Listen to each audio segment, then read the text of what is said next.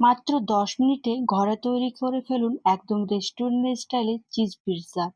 না ময়দা মাখার ঝামেলা, না ইস্টে ফার্মেন্ট করার অপেক্ষা, খুব সহজে আর সুপার টেস্টি চিজ পিৎজা বাড়িতেই বানিয়ে নিতে পারবেন। বিশেষ করে বাচ্চারা যখন হঠাৎ পিৎজা খেতে চায় তখন বাইরে থেকে পিৎজা না অর্ডার করে বাড়িতে সহজেই ব্রেড দিয়ে চিজ পিৎজা কিন্তু বানিয়ে নিতে পারবেন। প্রথমে একটা প্যান 1 চামচ বাটার গরম করে তার মধ্যে কেটে রাখা পেঁয়াজের কুচিটা সেটা এটার মধ্যে অ্যাড করে দেব। আর তারপর সোনালি রং হওয়া পর্যন্ত রসুনটাকে ভেজে নেব, এতে খুব সুন্দর একটা ফ্লেভার আসবে। দেখুন রসুনের কালারটা একদম গোল্ডেন হয়ে গেছে।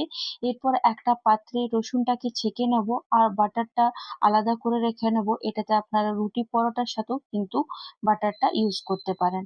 এরপর আরেকটা পাত্রে আমি এখানে ইনস্ট্যান্ট পিৎজা সস বানাবো, তার জন্য 2 চামচ টমেটো কেচাপ, 2 চামচ মতন শেজওয়ান সস আর 1 চামচ মেয়োনিজ আর ভেজে রাখা গার্লিকটা মানে রসুনটা এখানে অ্যাড করে দেবো। আর তার সাথে 1 চামচ চিলি ফ্লেক্স আর সামান্য একটু লবণ আর ওপর থেকে একটু ধনেপাতা কুচি অ্যাড করে সবকিছু ভালো করে একদম মিশিয়ে নেব। তাহলে খুব সহজে বাড়িতেই কিন্তু পিৎজা সস আপনারা বাড়িতে বানিয়ে নিতে পারবেন। আজকে পিৎজা ব্রেড হিসাবে আমি এটা বানাবার চেষ্টা করছি, তো যে কোনো আপনারা কিন্তু ব্রেড নিয়ে নিতে পারেন। ব্রেডগুলোকে ত্রিভুজ আকার করে কেটে নিতে হবে, আর বাকি অংশটা কিন্তু আমরা ফেলবো না, সেগুলোতেও আমরা কিন্তু পিৎজা তৈরি করে নেব। আমি যেভাবে দেখাচ্ছি ঠিক সেইভাবে যদি আপনারা কেটে নেন তো দেখবেন খুব সহজে কিন্তু ত্রিভুজ আকারে তৈরি হয়ে যাচ্ছে আর একদম পিৎজা আকারে তৈরি হয়ে যাবে। এখানে একটা আমি বাটার পেপার নিয়েছি। এরপর একটা প্লেটের মধ্যে আমি এই ব্রেডটাকে খুব সুন্দর করে পিৎজার মতন সাজিয়ে নেব। আপনাদের কাছে যদি বাটার পেপার না থাকে তো সেক্ষেত্রে প্লেটে কিন্তু করতে পারেন, বা একটু আপনারা ময়দা ছড়িয়েও বা একটু বাটার দিয়ে পরেও কিন্তু এটা করতে পারেন। এখানে পিৎজা আকারের মতন আমি গোল তৈরি করে নিয়েছি। এর ওপরে যে পিৎজা সসটা আমরা বানিয়ে রেখেছিলাম সেটা আমি এখানে ভালো করে অ্যাড দিয়ে দেব।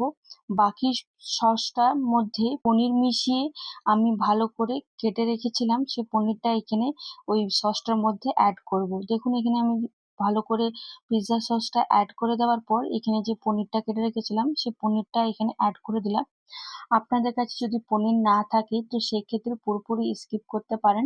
এখানে পনিরটাকেও আমি খুব ভালো করে সাজিয়ে নিলাম আর তার সাথে কেটে রাখা পেঁয়াজ, কর্ন আর আপনারা চাইলে কিন্তু ক্যাপসিকামও অ্যাড করতে পারেন। এরপর ভালো করে চিজ দিতে হবে, কারণ এখানে আমরা চিজ পিৎজা রেডি করছি, তাই বেশি করে একটু চিজ পিৎজাটা আমাদেরকে দিতে হবে। আর আপনারা চাইলে এখানে capsicum, red capsicum, yellow capsicum এসবও কিন্তু দিতে পারেন।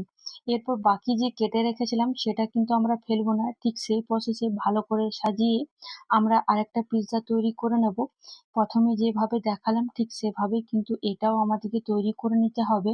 আর এরপর ফ্রাই প্যানে আমি এখানে ভালো করে বাটার বুলিয়ে পরে তারপর কিন্তু এই ব্রেডটা ভালো করে সাজিয়ে নিয়েছি। আর ওইভাবে আমি কিন্তু পনিরও দিয়ে দেবো আর তার সাথে অনিয়ন আর ক্যাপসিকাম তো আমি দিইনি, কর্ন ব্যবহার করেছি। আপনারা চাইলে নিজেদের মতন করে এসব কিন্তু দিতে পারেন আর এভাবে সাজাবেন, দেখতে খুব ভালো লাগবে। এটাতে কিন্তু খুব একটা বেশি কর্ন আমি দিইনি, কম কর্ন দিয়েছি যেহেতু ওটাতে বেশি দিয়েছিলাম। আর এরপর আমি এখানে যে চিজ থাকে সেই চিজটা আমি এখানে গ্রেট করে দিয়ে দিয়েছি। দুটো এখানে আমার পুরোপুরি কমপ্লিট হয়ে গেছে আর পাউরুটিটা কিন্তু আমাদেরকে ফেলতে হলো না। এরপর কড়াইটা আমি আগে থেকে 10 মিনিটের জন্য গরম করে নিয়েছিলাম। তারপর 10 মিনিট পর ঢাকা খুলে গ্যাসের আঁচ বন্ধ করে যে পিৎজা প্লেটটা আমি তৈরি করে রেখেছিলাম সেটা এখানে অ্যাড করে দেবো আর তারপর ঢাকা দিয়ে রেখে দিলাম। আরেকদিকে গ্যাসের আঁচ অন করে যে ফ্রাই প্যানে আমি তৈরি করব সেটাও এখানে দিয়ে নেব আর তারপর ঢাকা দিয়ে রেখে নেব।